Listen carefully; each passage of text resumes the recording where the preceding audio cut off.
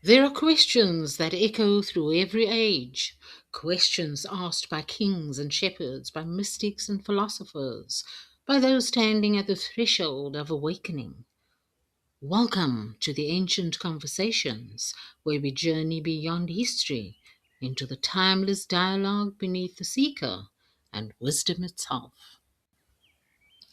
There was once a seeker who climbed the mountain, not to escape the world, but to understand why the soul always looked toward the heavens. When the seeker reached the summit, an ancient keeper was waiting. She wore no crown, for she herself had become one. The seeker bowed and asked, "Teacher, why do we always look upward when we pray?" The keeper smiled, "Because somewhere within you, you remember." "Remember what?" asks the seeker. "That consciousness is not closed," she replies. She touched the top of her own head. The ancients called this the crown, not because it ruled the body, but because it reminded us that life is always in relationship with something greater than itself. And for a few moments, the seeker was silent. "Is the crown where God enters?" he asks. The keeper laughs softly. "The divine was never outside waiting to enter," she says. "The crown is not a doorway for God. It is a symbol that reminds the human mind that it is never separate from the whole." The seeker considers this. Then what descends through it? The keeper closes her eyes and says, "Light. Not merely the light your eyes perceive, but the light of awareness, the light of insight, the light of wisdom, the light of possibility." She lifts her hand towards the sky. "Look at the stars," she says. "Every atom in your body was forged inside one. You are already made of light, remembering itself." The seeker whispers, "Can this light heal us?" The keeper answers carefully, "Healing takes many forms," she says. "Sometimes it is the body recovering. Sometimes it is the nervous system finding safety. Sometimes it is forgiveness. Sometimes it is the courage to see truth. Light does not always remove suffering. Oftentimes it illuminates the path through it." Can the infinite nourish us then? The keeper smiles. "Every moment," she says, "not because invisible energy replaces food or sleep, but because meaning nourishes hope, beauty nourishes the heart, wonder nourishes curiosity, love nourishes relationship, wisdom nourishes the soul." The infinite has countless ways of feeding a human life. Then the seeker asks, "Can we reach into the infinite?" The keeper gently shakes her head.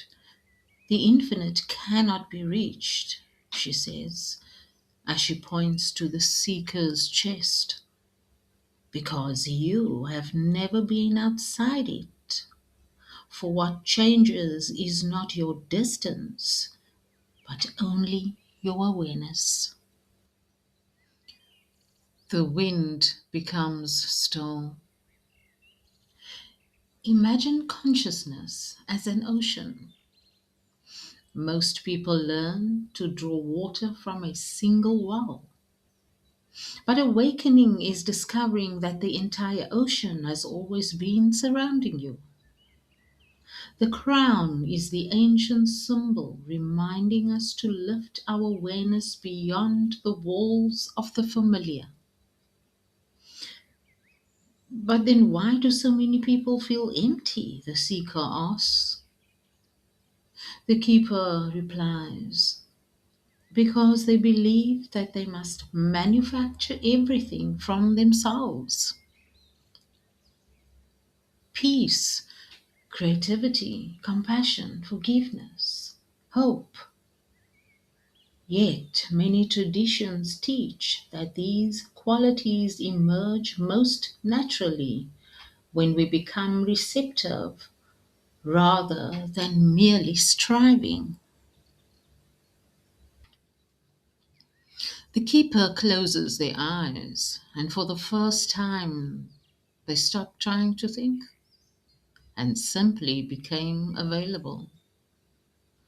The keeper whispers, "You do not command the light, you welcome it. You do not possess wisdom, you become transparent enough to receive it. You do not force transformation, you create the conditions in which it can unfold." The seeker breathed deeply. The mountain had not changed, the stars had not moved, yet something within had become spacious. The keeper spoke one final time. Every day the universe offers an invitation, not to become something other than yourself, but to remember that consciousness is larger than fear, that awareness is larger than identity, and that within every human being exists the capacity to open like a flower turning toward the sun. Whether you call it grace, inspiration, the divine, or simply the mystery of being alive, always remain open. For the infinite is not exhausted by what you already know. And so perhaps the greatest gift of the crown is not that it brings us somewhere else. Perhaps its true invitation is to remember that our lives can remain open to wisdom we have not yet discovered, to compassion we have not yet embodied, and to possibilities we have not yet imagined. The infinite is not something to conquer, it is something to continually awaken to.